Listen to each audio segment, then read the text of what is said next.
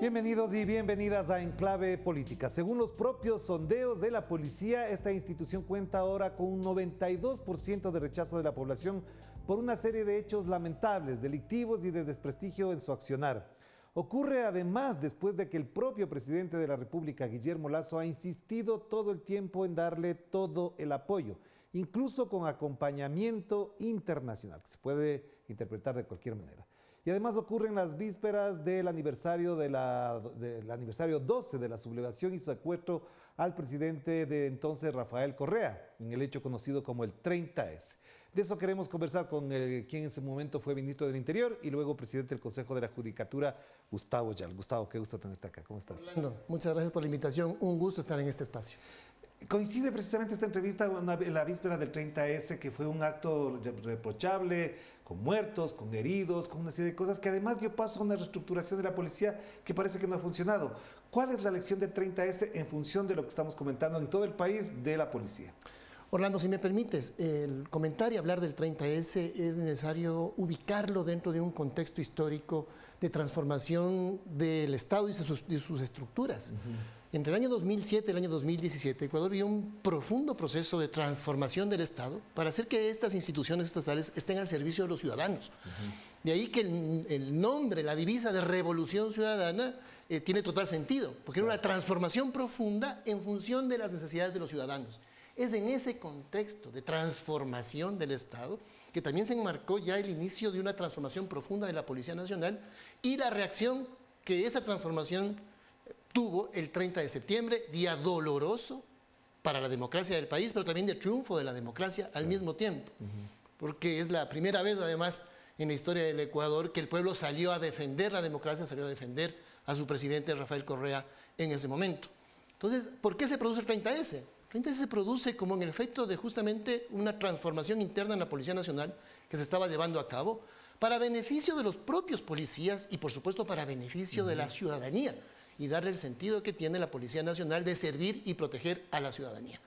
Dentro de la policía había estructuras recalcitrantes, con prácticas violatorias de derechos humanos. Y algunos vinculados a bandas criminales, además, ¿no? Algunos vinculados con bandas criminales. Orlando, se desarticularon bandas criminales que tenían nexos con la policía, por ejemplo, de desguazadero de vehículos en la provincia de Los Ríos y otras prácticas violatorias de derechos humanos además. Es reacción a eso que se produce el 30S y se usó como pretexto y justificación la ley de servicio público, en la que hubo una campaña mediática terrible. Todos los días previos era una campaña de medios de comunicación diciendo que esa ley era perjudicial para la Policía Nacional y Fuerzas Armadas, lo cual se demostró que era absolutamente falso. Y esto fue el pretexto que provocó aquello. Pero ese fue un punto de inflexión realmente. O cedía la democracia y se paralizaba la transformación del Estado y de la Policía Nacional, o se afianzaba. La determinación del presidente de la República, el ponernos metas claras de que aquí estábamos para transformar las instituciones, hizo que continúe esa transformación de la Policía Nacional, que logró hasta el año 2017, Orlando, convertirse en una buena Policía Nacional. Una de las mejor calificadas, incluso con premios, reconocimientos de Estados Unidos. Así es, reconocida internacionalmente como una buena policía que había alcanzado buenos niveles de modernización y de reforma. Y hago la distinción, porque una cosa son medios logísticos, la modernización, medios logísticos, patrulleros, etcétera, pero las reformas son valores. La valor es visión de servicio y eso se había alcanzado en buena medida, no totalmente, nada es perfecto, pero en buena medida. Todo eso se perdió a partir del año 2017. ¿Por qué? ¿Cuál fue la causa que llevó a que en 5 años, todo ese proceso que tuvo casi 10 años prácticamente de desarrollo, se destruya en 5? Porque los liderazgos son importantes también, Orlando. Las estructuras, las instituciones, por supuesto, tienen que ser sólidas. Pero en instituciones jerarquizadas como la Policía Nacional es importante que las cabezas tengan una visión clara y ciudadana. El mando civil es seguido por la Policía Nacional. Hoy ni siquiera hay mando civil, sigue siendo un mando policial sin esa visión ciudadana, porque los policías tienen una instrucción específica dentro de su jerarquía, pero siguen al mando civil. Pero el mando civil, si el mando civil pierde su perspectiva ciudadana y de servicio público y pierde el liderazgo interno, se empiezan a formar feudos, dentro de una institución como la Policía Porque Nacional, además, y se puede perder muy rápido avances logrados. Claro, buena parte de lo que se cuestiona ahora de la policía y mirando en perspectiva a los 12 años ocurrido el 30S, algunos de esos mandos permanecen en los cargos, algunos de los que fueron señalados como culpables o fueron sentenciados han recuperado la libertad y están reivindicando su inocencia. Entonces hay un grado de impunidad también. Totalmente, y ese grado de impunidad genera un perverso ejemplo y mensaje. Puede pasar cualquier cosa. Puedes incluso atentar contra la vida del presidente. Ahí hubo intento de magnicidio, ahí hubo intento de golpe de Estado. No es solo, como se dice, una revuelta policial. Ese fue lo que se gatilló, lo que se usó como instrumento. Pero el objetivo era parar la transformación del Estado. Por eso el involucramiento de estructuras de grupos económicos y mediáticos que justamente aupaban y alentaban un golpe de Estado. Fíjate que incluso gobiernos como el del presidente Alan García, que no era de la misma tendencia política del presidente Correa, fue el primero en reaccionar y decir: cierro fronteras porque no les voy a dar una molécula de oxígeno a los golpistas. Los primeros minutos ya lo calificó eso de un golpe de Estado muy claro. Cerraron el aeropuerto de Quito, se tomaron el Ministerio de Defensa, la Asamblea Nacional, para reivindicar una ley, para decir que están en contra de una ley de servicio público. Se le dispara al presidente para decir que se protesta por que se eliminaban condecoraciones. No, eso era simplemente el pretexto para llevar a cabo un proceso de terminar con el proceso de transformación del Estado que estaba en marcha. Por eso pregunto, insisto, ¿cuál es el mayor aprendizaje a la altura de esta distancia, a la distancia de los años, a la distancia también de las valoraciones que se hacen? Bueno, que las estructuras deben solidificarse aún más. El proceso se descarriló producto de una traición interna del proceso dentro de la Revolución Ciudadana, ¿no? Y de engaños que llevaron a cabo a través de una consulta popular mañosa, que fue lo que llevó a cabo todo el desmontaje de un proceso de transformación del Estado que por primera vez estaba en marcha en función de las necesidades ciudadanas. Había mucho por hacer todavía, por supuesto, pero esa consulta popular del 7 veces sí, que fue engañosa y que no pasó por los filtros constitucionales y democráticos necesarios, fueron el inicio de la desinstitucionalización del país, que hoy día se cuenta en sangre y muertos en las calles del país. Porque el primer efecto de ese debilitamiento del Estado es que justamente que estructuras delincuenciales incluso empiezan a penetrarlo realmente. Claro, porque Gustavo, además tú fuiste parte de toda la configuración del Ministerio de Justicia, de la Secretaría de Derechos Humanos en su momento, del Ministerio del Interior como tal, etcétera. Es decir, una institucionalidad que garantizaba dos cosas. La primera, la institucionalización estatal de la seguridad, y la segunda, unas garantías de los derechos humanos. Pero parecería que ahora lo que se quiere es reforzar a la policía en decremento o en perjuicio de los propios derechos humanos, como está pasando en algunos casos en las cárceles, con las esposas de los policías, con robos, con asaltos, con secuestros protagonizados por policías. El desarrollo humano se logra, Orlando, y tú lo sabes muy bien, con acceso a derechos y con seguridad que permita el goce de esos derechos. Exactamente. Porque si no tienes seguridad, por supuesto, ninguna política social puede realmente desarrollarse. Y si solo tienes seguridad, también lo que hace es atropellar esos derechos. Tiene que conciliarse ambas políticas de seguridad y acceso a derechos bajo el gran paraguas de los derechos humanos. Esa es la política ciudadana desde el Estado, es la visión ciudadana. Entonces, lo que se debe realizar y reforzar es que la seguridad no solamente sea logística, no es solamente más patrulleros o más policías, que se necesitan, sin duda, y eso se hizo en el gobierno del presidente Rafael Correa, se la modernizó enormemente, pero, insisto, con una visión ciudadana. Recordemos, Orlando, que la policía judicial, la policía investigativa, la que esclarece los delitos, se financiaba antes del año 2007, antes que llegue el presidente Correa, se financiaba con la venta de las cosas robadas que la gente no había reclamado. A ese nivel de deterioro y de descomposición institucional estaba la policía. Sí, tenía que esperar que la gente no reclame el televisor, el carro que le habían robado, esperando que la gente no reclame aquello para venderlo y autofinanciarse. ¿Qué se hizo? Se crearon los mejores laboratorios criminalísticos de América Latina. Se le brindó a la Policía Nacional la logística pertinente para poder trabajar, pero siempre a través de un claros valores institucionales internos que aquí se estaba realmente para servir y proteger a los ciudadanos. Pero una última pregunta en esta primera parte, Gustavo. Al interior de la policía encontraste, reconocías a personas que estaban interesadas en ese cambio estructural al servicio de la ciudadanía, porque lo que queda ahora, parecería que queda, es que los mandos policiales, algunas estructuras de la policía, están solamente para ganar plata, para servirse del servicio que tienen que dar a la policía, a la ciudadanía, perdón. Por supuesto, Orlando, porque la transformación de la policía se debe hacer con la policía, pero no solamente con la policía. Una transformación que debe hacerse con una visión civil y ciudadana, y con los policías buenos que también existen. Los propios policías eran autocríticos, es más, uno se informa mucho con los buenos policías que te dicen claramente por dónde pasan las falencias, porque hay gente buena dentro de la policía. A veces gente buena que no asciende justamente porque no se presta a ciertos malos manejos. También esto ocurre y ahí hay transformaciones que aún hay que realizar. Mira, en la Policía Nacional había estructuras hasta el año 2010 que reportaban a la Embajada de Estados Unidos directamente, pasándose por el comandante general. La UIES era financiada por Estados Unidos. Por los ascensos que está bien si quieren ese financiamiento. Se hacían primero con la certificación de la embajada. Y los polígrafos los pasaban técnicos de Estados Unidos, no técnicos nacionales. Está bien que se hagan los polígrafos, pero los polígrafos tienen que haber hecho, si quieren, con el acompañamiento internacional, eso no hay ningún problema, pero hecho por técnicos nacionales. Y la estructura, cualquier policía del mundo no va a aceptar que una estructura reporte directamente a una embajada, cualquiera que ésta sea. Porque no hay policía ni país en el mundo que aceptaría aquello. La UIES era financiada por los Estados Unidos y reportaban directamente a la embajada, saltándose incluso al comandante general. Entonces los comandantes generales incluso estaban incómodos con temas aquellos. Evidentemente se requiere transparencia, apoyo de Estados Unidos, de cualquier otro país, en lo material, en lo logístico, pero con una visión de los intereses ecuatorianos. Ecuador reformó todo aquello y se transformó en uno de los países también con gran éxito en la lucha contra el narcotráfico.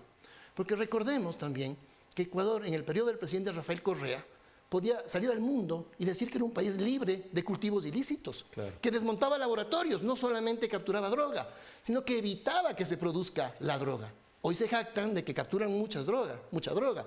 Está bien que se capture esas toneladas, pero eso también es reflejo de que se produce más, de que ingresa más, de que se controlan menos las fronteras, de que no se controla el territorio, cosa que sí se hacía con el gobierno del presidente Rafael Correa, sin necesidad de una base extranjera, sin necesidad de que una unidad reporte directamente a una embajada.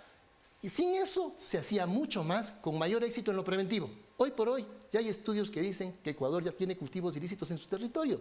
Se abandonó el programa en la época del presidente Moreno, un programa con Naciones Unidas en la que se luchaba justamente para la erradicación de cultivos ilícitos. Se abandonaron esos programas, está abandonada la política pública.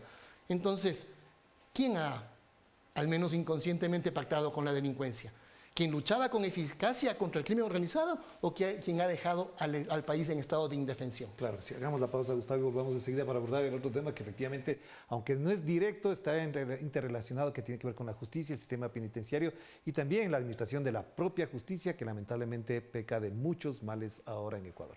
Vamos a la pausa.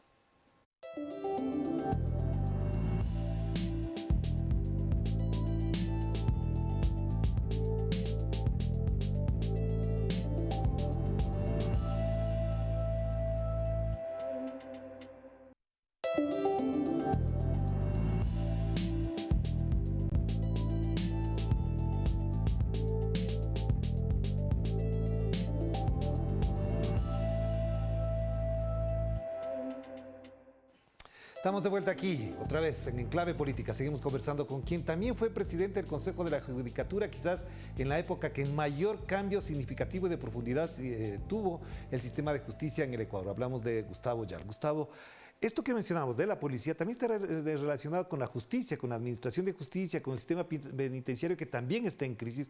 ¿Cómo entender que todo esto también se vino abajo? Ya de la policía es bastante, pero hemos dejado de lado la discusión en el país, en Ecuador, sobre el sistema de justicia, la administración de justicia, la corrupción, las presidencias de la judicatura que reciben llamadas del asesor del presidente para insultarle, para cuestionarle, para incluso chantajearlo.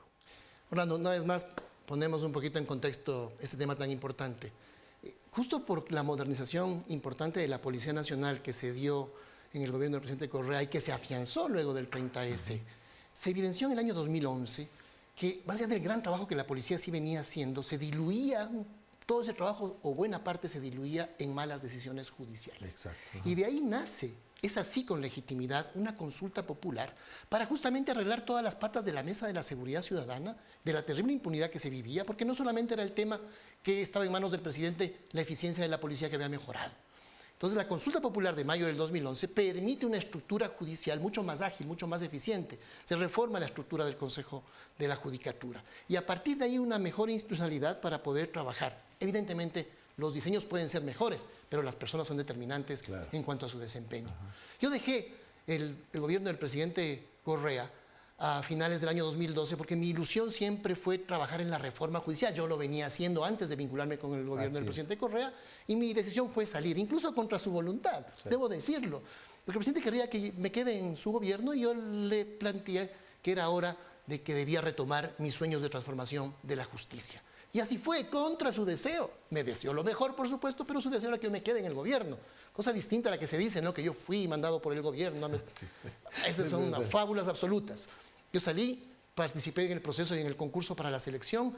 Fui parte de la terna del presidente de la Corte Nacional, porque con él había trabajado muchos años en Projusticia. Y me conocía muy bien. Y le planteé un plan de trabajo que le pareció estupendo y pasé en ese proceso. Llegué al Consejo de la Judicatura y pusimos en marcha lo que siempre habíamos anhelado desde las aulas universitarias: un sistema procesal oral, transparente, ágil, al servicio de la ciudadanía, salir del viejo sistema escrito que no daba ya respuestas para nadie. Que no impartía justicia en la práctica. Que no impartía justicia en la práctica. Tenías audiencias que se ponían año y medio después, las audiencias de alimentos, Orlando.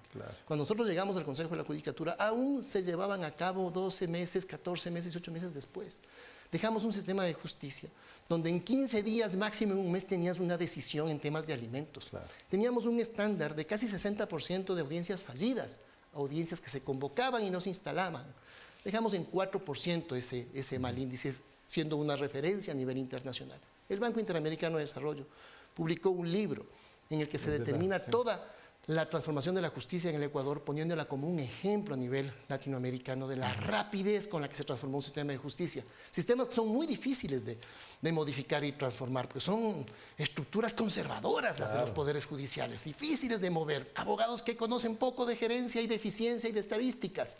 Logramos transformar todo aquello en buena parte. ¿Por qué las cosas se van tan rápido abajo? Fíjate que ni siquiera he hablado de infraestructuras, que la gente dice, que solo fue infraestructuras. Hay mucho más que la infraestructura. Para algunos elefantes blancos, decían, elefantes blancos, grandes instalaciones, pero poca eficiencia. Y ahora ni siquiera las pueden mantener. O sea, no son capaces ni siquiera de mantenerlos limpios. Ni siquiera les estamos pidiendo que hagan una nueva unidad. Mantengan limpio lo que heredaron. Edificios modernos. Este edificio de Quito, el Complejo Norte de Quito, era visitado por delegaciones de Paraguay, de Uruguay, de Perú, y lo venían y lo ponían como una referencia. La gente entraba y decía, esto es el primer mundo. Es un sistema de justicia, una infraestructura diseñada para el servicio a los ciudadanos. Porque antes se hacían edificios pensando en el tamaño de oficina que el juez quería o el funcionario quería. Aquí se pensó siempre en cómo servir mejor. Pero eso es apenas el medio. Pero no fue solamente infraestructuras. Fue todo un sistema de servicio, un modelo de gestión que hizo a la justicia ecuatoriana una de las más eficientes, si no la más eficiente Pero entonces, ¿qué pasó ahora? ¿Cuáles son las causas o los resortes que están explicando ese derrumbe del sistema de justicia? Bueno, lo primero es el trujillato. Lo primero es el trujillato porque esto es un abandono de la democracia. Se le da a Trujillo, se da él mismo, con el aplauso de los medios de comunicación, porque ni siquiera la consulta... Trujillo, que fue nombrado por el señor Lenín Moreno como presidente del Consejo de Participación. Exacto, que fungía como presidente del Consejo de Participación transitorio, producto de esa consulta mañosa. Él se auto-otorga poderes extraordinarios de Asamblea Constituyente. Supraconstitucionales. Pero fue bárbaro lo que dijo en un medio de comunicación. Que él estaba por encima de la Constitución. Que él estaba por encima de la Constitución y él no solo, ¿no? Sino todos sus seguidores que estaban dentro de estos 5 o 6 vocales cuyos nombres ni siquiera Pablo Dávila, creo que hay uno, etcétera. Gente que le ha hecho un gran daño al país, el daño más grande institucional de la historia del Ecuador. Porque se dan estos poderes de Asamblea Constituyente, nombran autoridades encargadas que ni siquiera tenían el poder para hacerlo, evalúan incluso a quienes no podían hacerlo, porque el Consejo de la Judicatura que yo presidí ni siquiera nos debían haber evaluado, no tenían la competencia para hacerlo. Se dan ese poder y luego además reducen nuestro periodo, que nos faltaban 6 meses para terminar, nos reducen nuestro periodo e inicia un proceso en el país de encargos de las instituciones y de debilitamiento del Estado. Entonces empiezan a nombrar encargados que no tienen ninguna visión ciudadana, sino la única misión de perseguir a el presidente Correa y al correísmo. Esa es su misión y su objetivo. Destruir el Estado, si es que es necesario, pero perseguir a una opción Y política. de hecho, del te país. hago solamente un paréntesis chiquitico. Hace poco, dos periodistas que son muy pegados al presidente Guillermo Lazo dicen que el problema del señor Lazo es que no ha terminado todavía con el correísmo.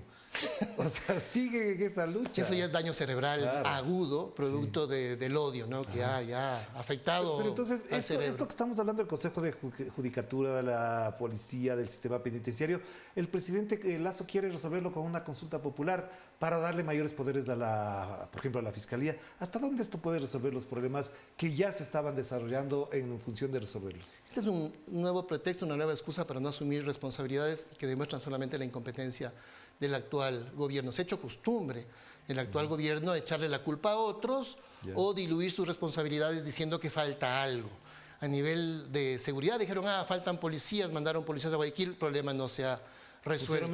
Pusieron militares, el tema no se resuelve. Dicen que les faltaba la ley de uso progresivo de la fuerza, de uso legítimo de la fuerza. Sale la ley y dicen que la ley no les es suficiente. Ahora dicen que necesitan una consulta popular, nos dirán que no es suficiente, porque esa es la costumbre de este gobierno de diluir sus responsabilidades. Si la consulta fuera realmente algo que vaya a fortalecer o a mejorar, te aseguro, Orlando lo diría, está bien, apoyemos tal o cual pregunta. Pero esto es el uso ruin y perverso de una necesidad ciudadana con un objetivo político. Diluir su responsabilidad, distraer la atención, poner a debatir temas que no son trascendentes para la seguridad ciudadana, pero es una actitud ruin, porque en lugar de aceptar sus responsabilidades y de ponerse a trabajar duro para bajar el índice de homicidios, como se hizo durante el gobierno de la Revolución Ciudadana, que se bajó de 15 homicidios por cada 100.000 habitantes a menos de 5 homicidios por cada 4.8 homicidios por cada 100.000 habitantes, la reducción más fuerte en la historia del Ecuador y más dramática en la región, que fue aplaudido en la región, convirtiendo al Ecuador en el segundo país más seguro de América Latina, con varias ciudades de las más seguras de América Latina, la región más violenta del mundo, dicho sea de paso. Y Ecuador resurgía como un país seguro y tranquilo. Hoy estamos cerca de 20 homicidios por cada 100.000 habitantes. Y en ciudad como Esmeraldas, 45 por cada 100.000. Es una pandemia de violencia terrible. Y teníamos esos niveles de violencia antes. Y se los bajó y se convirtió a Esmeraldas en una ciudad, en una provincia segura y tranquila, al país en sí mismo. Entonces, en vez de dedicarse a trabajar, porque eso no se hace por generación espontánea, eso se hace con mucho trabajo, con la institucionalidad necesaria, se creó el Ministerio de Justicia, el Ministerio Coordinador de Seguridad, se le dieron los recursos a la Policía Nacional, pero no recursos sin plan, con un cuadro de mando integral, en el que se iba midiendo semana a semana la evolución de cada delito. El presidente de la República se reunía cada semana con su gabinete de seguridad, no una vez cada vez que hay un problema, sino cada semana. Por eso se entró mucho en la política de prevención y no de reacción, como hace este gobierno, sin soluciones. Pero eso se hace trabajando, no con consultas populares, se hace trabajando. Hay instrumentos suficientes, lo que falta aquí es voluntad y capacidad. Una última pregunta, entonces, Gustavo, no quiero dejar de tocar el sistema penitenciario en el Ecuador. El día de ayer se cumplía un año de la primera masacre de 125 presos asesinados en la cárcel de Guayaquil. Eso es una cifra contundente, dolorosa, dramática, porque quizás 5 o 6 son capos, líderes de bandas criminales, pero estos son gente que incluso estaba por salir en libertad. Este año parecería que esto no ha cambiado nada. Parecería que solamente bajó la tensión, pero los problemas internos siguen. ¿Cómo resolver esto? Sé que es difícil explicarlo en pocos minutos. No han tomado medidas estructurales y de fondo. Solamente dicen, es que son problemas estructurales. Claro, pero son problemas estructurales, hay que modificar las estructuras, hay que crear las nuevas estructuras. Esto es realmente doloroso. El país es conocido mundialmente por estas masacres. Son más de 340 muertos en 2 años. Cuando en 10 años... Tuviste años en los que no hubo ninguna muerte. Claro. En algún año hubo 2 o 3 o 4 en un sistema penitenciario que estaba en transformación. Antes de la Revolución Ciudadana había 12 o 14 muertos por año. Pero 340 muertos en 2 años y el gobierno no toma las medidas pertinentes. Debe crearse el Ministerio de Justicia nuevamente. No lo hacen porque lo creó el presidente Correa, que con visión de estadista creó una institucionalidad para tener una rectoría dentro del sistema penitenciario. Hay que crear el ministerio, la institucionalidad y darle contenido, que no solamente un edificio, una estructura, un ministerio, darle contenido a ese ministerio de derechos humanos y de seguridad. Claro. Lo que pasa dentro de las cárceles pasa fuera de las cárceles. Si no hay acceso a derechos y seguridad, tienes esos dramas y esa violencia. Fuera de las cárceles igualmente. Si no tienes seguridad y acceso a derechos, tienes esta pandemia de violencia. Y además, para cerrar solamente un comentario y apelo a tu visión del tema, En los gritos que pegaba María Belén Bernal de auxilio, parecería que eso se ha convertido en un símbolo. No hay forma de pedir auxilio en este país. Ella gritaba en un centro policial que le ayudaran. En el país la gente pide que le ayuden para que no le roben, para que no la suelten, para que no le maten, y nadie le ayuda. Este grito de auxilio de María Bernal, ¿crees que llega a la sensibilidad de mandatarios, de la sociedad, de los actores políticos? Es doloroso lo que ha ocurrido, y esta símil que pones es realmente conmovedor. Es decir, un grito de auxilio en un recinto policial, Claro. con personas en formación y con oficiales, y nadie hace nada. Realmente es un símbolo doloroso de lo que pasa también por fuera de esos recintos policiales y lo que pasa por fuera de las cárceles igualmente en el país. Es un símbolo doloroso. Estamos en indefensión los ecuatorianos. Ojalá el gobierno se sensibilice. Yo veo que no hay ánimo de enmienda realmente. Yo he mencionado, y lastimosamente es verdad, no es un gobierno que tenga un plan de gobierno, tiene un plan de negocios. Estas cosas le preocupan por su imagen. Trata de sacar movimientos solamente de filigrana, de imagen, de marketing, salir con una foto con mujeres, que es un nuevo uso de la mujer. Claro, es un nuevo gesto de machismo. Claro. No es un gesto de ahora sí las mujeres van a estar conmigo, es un gesto de machismo, es así de claro. Ojalá haya rectificaciones. Soy pesimista. El pueblo ecuatoriano tendrá que tomar decisiones en las próximas elecciones para que ojalá el gobierno, en el tiempo que le queda, pueda tomar algunas medidas en función del bien común. Si no se le pide nada más, que gobierne en función del bien común. Claro que sí. Gracias, Gustavo. Muy amable Gracias, por esta invitación. Y gracias a ustedes por acompañarnos también en este momento doloroso para el Ecuador, lo que mencionaba. Ayer se cumplía un año de la primera masacre en una cárcel ecuatoriana, y mañana se cumplen 12 años del aniversario de ese fatal suceso ocurrido que se llama el 30S. De esto seguiremos hablando. Chao, chao.